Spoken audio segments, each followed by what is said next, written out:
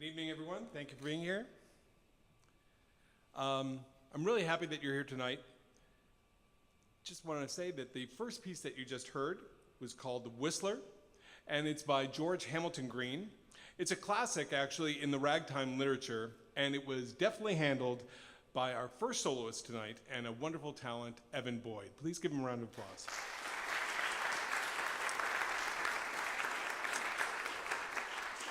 As always, I am so proud of our percussion ensemble, our Impulse Percussion Group. Each concert, they strive for excellence and take pride in their journey. Tonight, we present pieces that show artistry, not just from the IPG, but from students in the WSU trumpet, trombone, tuba, and piano studios. Current faculty, retired faculty, we have staff playing with us tonight, and of course, featuring our alumni who are part of the long legacy that makes WSU such an important institution. The next piece you're about to hear is called, or see really, depending on if you're listening with no video in the audience, is called Musique de Table. It's a magical, funny journey, and it includes quite a bit of sleight of hand. And this piece is presented by the newly formed Jam Trio.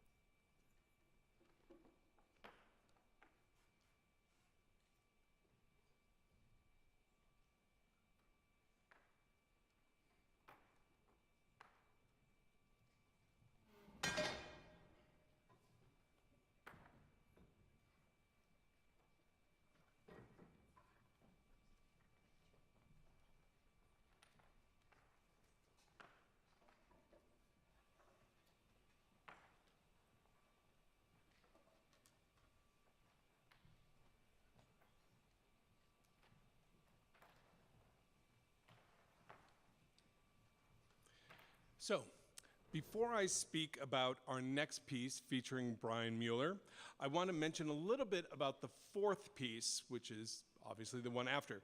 It's called Afta Stuba.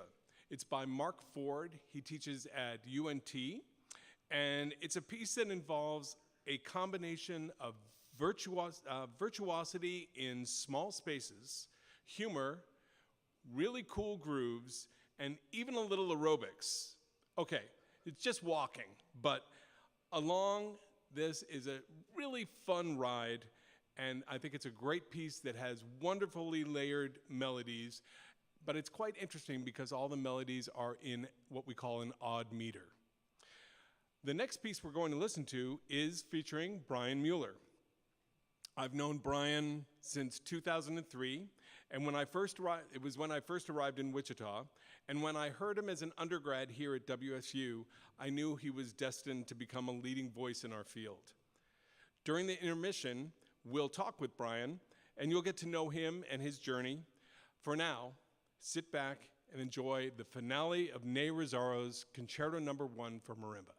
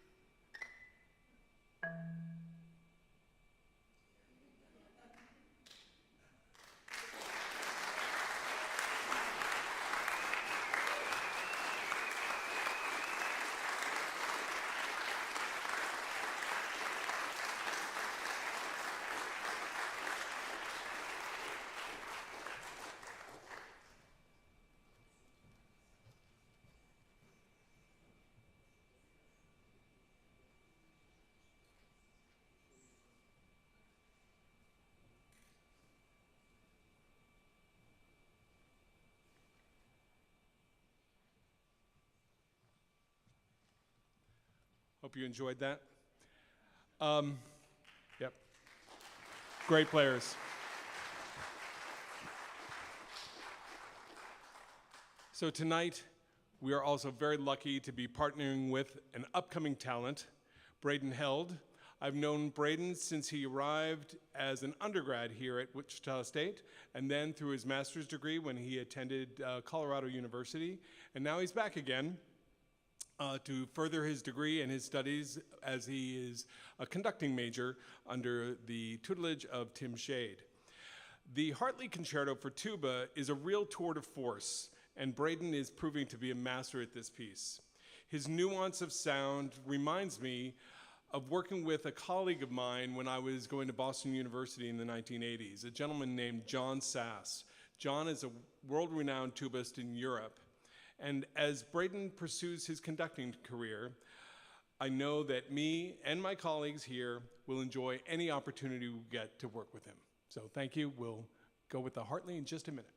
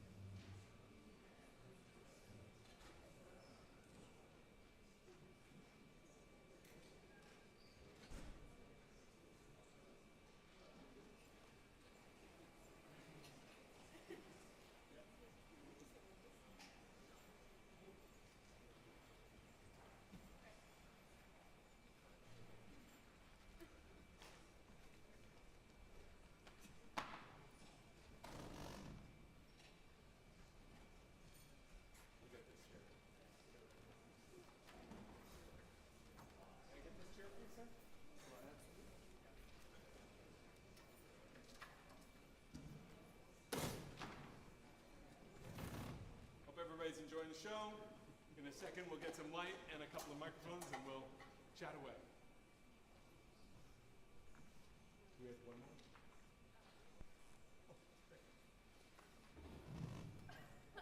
This is Ari, everybody, helping us out. Doing a great job. Woo!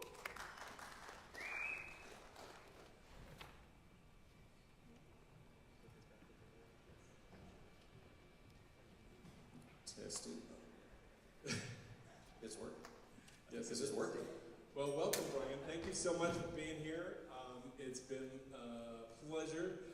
Just so you know, Brian arrived here on Thursday, which was a wonderful timing for both the ensemble and also for Brian, because it happened to be also the weekend of the Jazz Festival, or the week of the Jazz Festival. So we got a chance to see a couple of the concerts, and interestingly enough, I know one thing I never knew about Brian. Can I share it? I guess we'll find out. I think it was the day that Brian came here. We were going through the lobby and going into the office, taking care of a few things, and we happened to run into our wonderful clarinet professor who was going to be playing the last piece on the program tonight, and her name is Rachelle Goter. And turns out that Rachelle was Brian's 8th grade band teacher. So who knew? You know? Yeah, it was pretty amazing. He introduced us like we hadn't seen each other. And it was like blast from the past, big time. Yeah, it was She cool. knew what was going on. I think you weren't quite sure. Anyway, it's been really just so much fun. And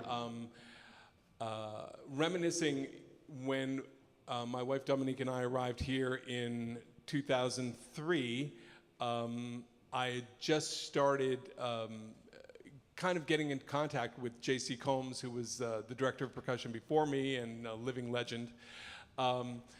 And he introduced me to all the students by allowing me to come in and doing a clinic for them on timpani, I think it was probably.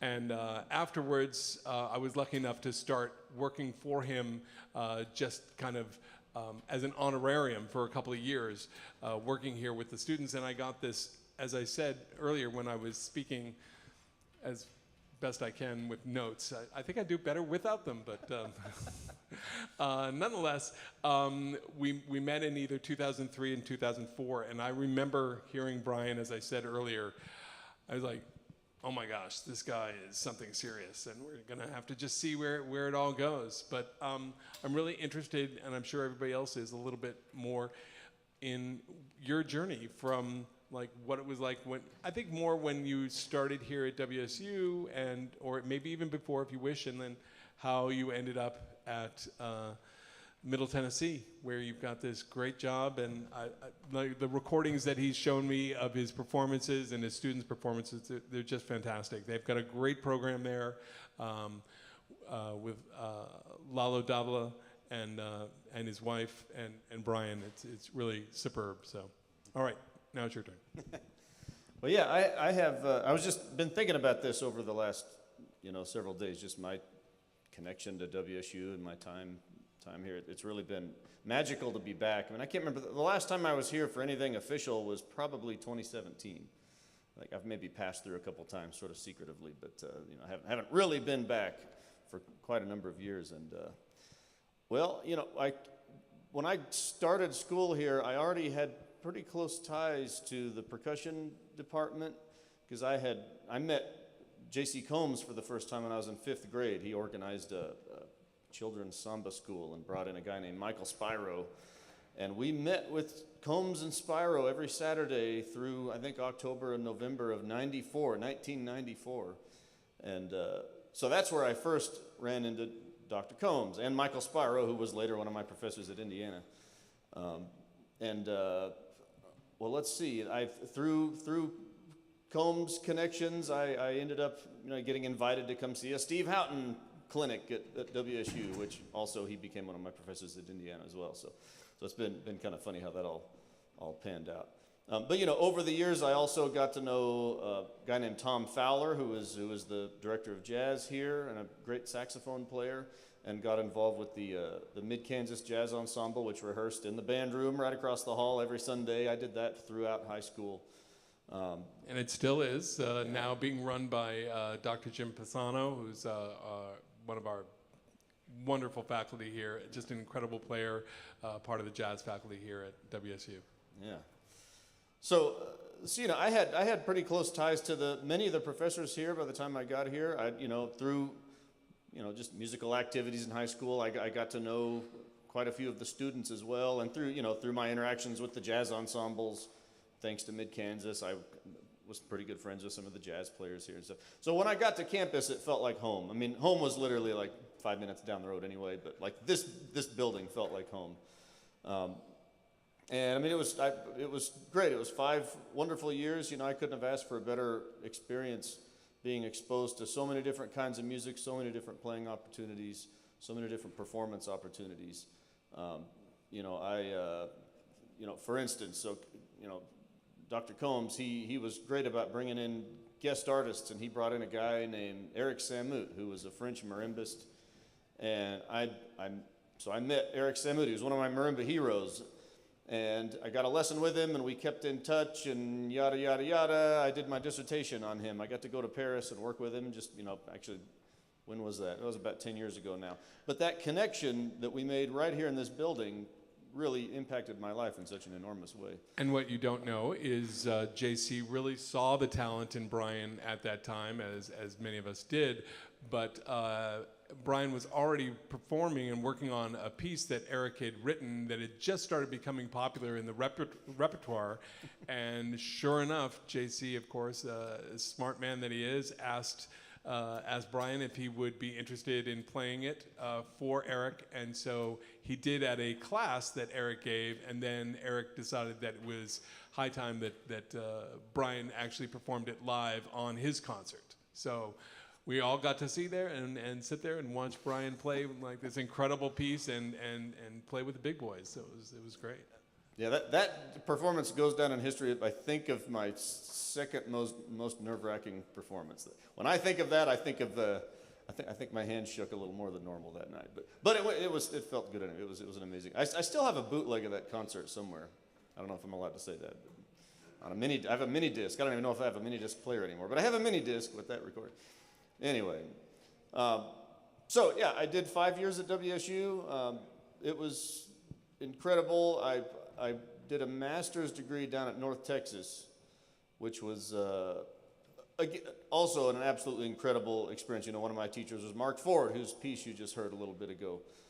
You know, that was I think for anybody who comes from a, you know, sort of a normal school and then goes down to North Texas, it's a little bit of a culture shock because it's enormous and scary, and it's what I needed at the time. You know, I just went down there and kind of got thrown into a whole new culture. And then 2 years of that, and then I moved up to Indiana University, and once again, my professor was Kevin Bobo, along with Houghton and Spyro, a bunch of people I met right here at Wichita, and you know, that experience was a whole other thing, but it was really like my experience at Wichita State and just sort of my upbringing through the, you know, just musical culture in Wichita really sort of set me up for everything that came after. So it really has been an incredibly important part of my life. You know, it's been really interesting for me also to see many of J.C. Combs' students move on, as well as my own, but it reminds me of what it was like when I went to school, when I was in Boston, same kind of thing, where it was that networking from our teachers that ended up becoming so important in our career as we went forward. For Brian, one of JC's very close friends was Ed Soph, who was an incredibly famous pedagogue at University of North Texas as a drum set player. North Texas is really well known for its 1 to 13 or 14 or whatever o'clock bands. But the 1 o'clock band where Will Flynn, our guitarist, played in that band as well. And so he, you know, JC had already had this great relationship with these people like Steve Houghton and Kevin Bobo, of course, who came here and then went on from Kansas City, KU to Indiana. So I think in some ways, for some of you, it's a natural progression for you to have already been exposed to some of these great people and saying, okay, I want more of that, so I'm going to go to UNT or Indiana. Yeah, definitely. Yeah, I mean, that was a huge draw for me. I mean, again, through, you know, as life goes, you meet people, you make friends, you make connections, but, you know, those opportunities are something you got to kind of take advantage of when they present themselves, you know. So I've been really fortunate to have all those opportunities to meet people and build a career, which I'm now. I'm in my 10th year at Middle Tennessee State University, and it's been great. There's just another example. You know, the guy I work with, Lalo Dávilas. I'll talk a little more about he and his wife when I talk about one of the pieces I'm going to play. But yeah, I couldn't have asked for a better mentor, better friend, and someone to just guide me into the next phase of my life. So it's been fantastic. So we heard Brian play Ne Rosauro's finale from his first marimba concerto, but the next couple of pieces we're going to hear from Brian tonight are his own compositions, and I'm kind of interested in that journey as well. When did you start? Did you start composing when you were super young and just it develop? You know, I know your arrangements and such. One of my students, Miranda Marler, just played one of his pieces on her recital. got a wonderful coaching with Brian after the recital, but you know, that's fine. But so tell us more about your composing. Well,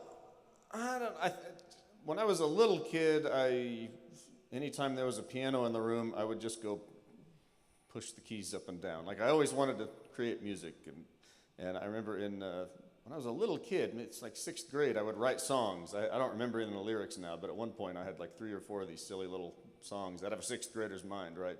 But I remember we sang some of them on the bus on the way home. My people on my bus knew my songs, and it's just a bizarre memory. So I was trying to make music as a little kid before I ever really started, you know, with the band or whatever. And I got involved with.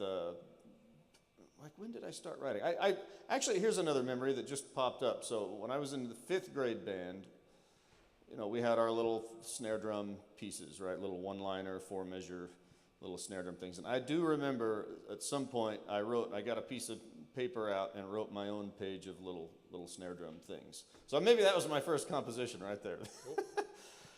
In terms of like real, like serious composition with the intent of performance, I mean, that would have been maybe senior year of high school. And that was partly due to the influence of Kevin Bobo. I was lucky enough to take lessons with him my senior year of high school. And, you know, he's an amazing composer. And I wanted to write marimba solos. So I wrote several marimba solos senior year. And then that, like, got the ball rolling. And that continued when I got here to WSU. I kept writing. And mostly marimba-based pieces, you know, solos. I remember somewhere back there's a marimba and saxophone duo that's probably long gone. But I got to North Texas, and I didn't do much writing at North Texas. I had enough on my plate. I wasn't too worried about composing at that time. But I tinkered around with a few ideas, and then when I got to IU, there's Bobo again, and I got all excited and wanted to write again, and so I combined some ideas that I had been holding on to from way back in the Wichita days and things I'd played around with at North Texas, and turned that into a piece called Saga, which I premiered on my first doctoral recital at Indiana. And that kind of got me back into this composing and sort of creative mindset. In terms of the arranging, I hadn't done any, you know, I've very casually played around with trying to interpret a jazz tune on the marimba at North Texas, but nothing serious. My second year at IU, Steve Houghton decided we were going to do a Christmas master class where all the percussion students got together and just bring some Christmas music, whatever you want to do. And I decided that was a great opportunity to try arranging something for solo marimba. So I arranged the Christmas song, which I've always loved, and that was it. That was my first arrangement, which then set me off on that whole journey. That the following summer, I arranged Over the Rainbow, and then it became a tradition. Every Christmas, I'd arrange a new Christmas tune, and then I eventually arranged Danny Boy and arranged some hymns for a friend, and done a bunch of other arrangements. That's really become kind of maybe my main voice is like arranging for solo marimba. I do more arranging than composing. I love both, but that's the direction it's gone so far. So just a side before we open up to the audience. So when you're arranging, does some of it what comes first? You starting to write it out, or are you starting to noodle with the tune and starting to see what harmonies you can apply to it Yeah. Whether I'm composing, if I'm writing for solo marimba, then I don't write anything out until it's done. So with ensemble things, and a couple of years ago, I wrote a vibraphone and tuba duo, and that one was on paper as I was going. And ensemble things, usually it's on paper. But for solo marimba, I have yet to write a note on anything until the piece is done. So what really ends up happening is I eventually have something, and it's memorized, I know it well, I perform it, usually record it, so I make sure I don't forget it. And then at some point in the future, I finally commit it to paper. I got several pieces published a number of years ago. Danny Boy, I have a couple of hymn arrangements, and Saga. So I guess at that point, Saga was on paper, but the two arrangements I'd never written out, and so it became a big project of trying to go back and decide how to notate things. As you'll see with my solo piece I'm going to play tonight. I mean, it's rhythmically, it's sometimes a little ambiguous, and that's kind of on purpose. You know, I like the way the marimba sounds when the notes are, you know, resonate together in a certain way, and I kind of let the notes fall into place in a way that's not always so clear cut.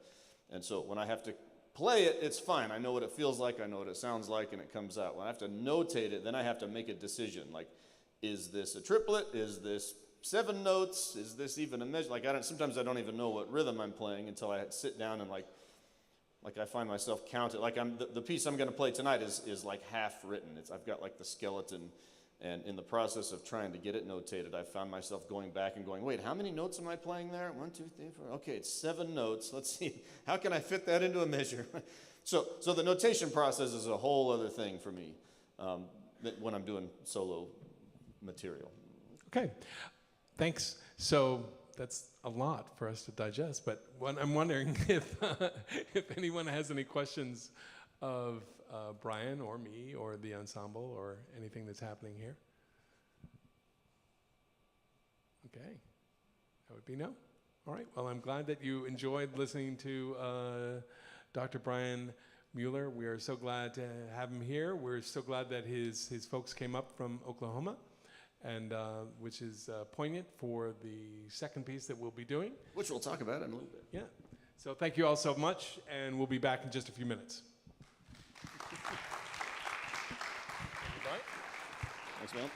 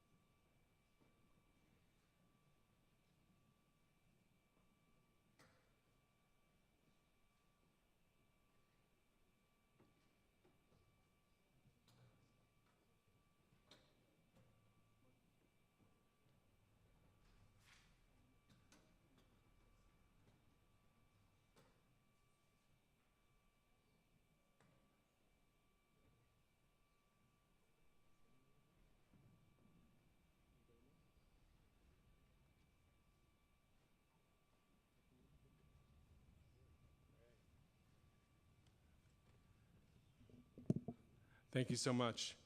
Hope you enjoyed that. Thought Miranda did an amazing job. Last on tonight's program, before we get to the pieces that Brian is going to play, is called 5 Pieces for Clarinet and Percussion Orchestra by Philip Parker. Phil is an award-winning composer and recently retired from the Arkansas Tech University as their professor of percussion theory and composition. Phil has garnered many accolades, including commissioned by the National Symphony and receiving an Arkansas Tech University's prestigious Excellence in Scholarship Award twice during his 47-year tenure. Like me here at Wichita, Phil was always interested in orchestral percussion as well, and he was the timpanist of the Fort Smith Symphony for 27 years. Phil is also an alum of the class of 1975, which would make him, I believe, part of J.C. Combs' first graduating class, as Brian is from the last of the graduating classes by J.C. Combs. Phil's a fantastic composer, and honestly, I don't have to talk about his piece because his music really stands on its own.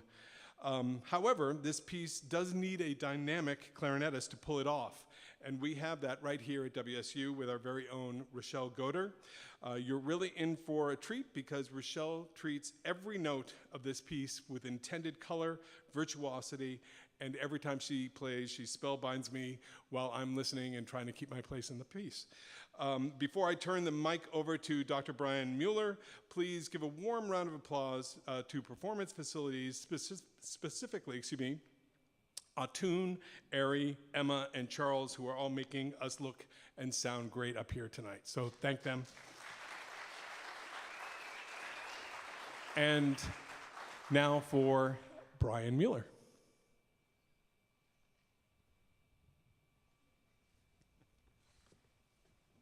Well, hello again. I just wanted to say a couple words about the 2 pieces we're about to play. The first piece is the newer of the 2. It's a solo that I wrote really beginning last summer. I knew I was going to play a recital this year, and I wanted to do something in honor of the Dávilas, Lalo and Julie Dávila, who I've now worked with for 10 years. And I mentioned them briefly in our conversation earlier. Just what wonderful supporters they've been of me and helping me in my career. So the piece is completely based on 2 of their compositions. Julie has a book called Impressions on Wood that actually came out. It was published when I was in school here at WSU. And it contains, I think, 10 marimba solos. One of the pieces in that book is by Lalo, and the rest are by Julie. And I've heard her say, and I've always felt the same, that maybe one of my favorites in the book is her piece called Impressions. And then Lalo's solo called Sueños is also really beautiful. So I decided to take material from both of those pieces and sort of combine them and weave them together and turn them into something new. So this is not an arrangement, it's an original composition. If you happen to know those 2 pieces pretty well, as when my first audience heard it, a bunch of MTSU students, they all are required to play those 2 pieces, so they knew what was up. So if you happen to know those 2 pieces, then you're going to hear echoes of both of them literally throughout the entire piece. If not, then that's okay too. You don't need to know those 2 pieces to enjoy my piece. But the title is One for the Dávilas. And where did that title come from? And obviously it's in tribute to the Dávilas. It's also a nod to J.C. Combs because he has a piece called One for Paquito, a vibraphone solo that I played when I was here at WSU and then several times after that. As you do, you have the program in front of you probably. You notice it's a little play on words too, right? 1-4 being the Roman numerals. And Lalo's a big jokester, and he loves a good pun, so that was sort of a nod to him. And also 1-4, that's a chord progression. I use that chord progression throughout this piece. There's a lot of, if you're a theory geek, then you'll hear it. Lots of movement between 1 and 4 in various inversions and things. So So that's one for the Dávilas. It's a combination of material from a couple different solos and sort of became its own thing. The next piece that we're going to play is a piece that I wrote when I was at IU. It was written for my last recital in 2014, April of 2014. And it's based on a couple things. One is a little groove that I came up with when I was at North Texas many years before. I remember I was just experimenting with recording, and I wanted to combine marimba with other instruments, jazz-oriented instruments. So I have an old file saved away of me playing marimba and drum set and a programmed bass line and a Rhodes keyboard and a synthesizer solo over the top of it all. A little 2-minute thing. I did it just for fun, and then I forgot about it. And when it came time to write this piece, I remembered that, always wanted to do something with it. I wanted to write something fun and sort of celebratory to close out my last recital. And it was dedicated to my parents, who were fortunate enough they're in the audience. I can't see a thing, so they're out there somewhere, I know. So it's very special to be able to play this. They were in the audience for the premiere back in 2014, and we're going to play it again tonight. So I'm really excited to present these two pieces for everybody, and I'll start off with one for the Dávilas. So thank you, and I'll see you later.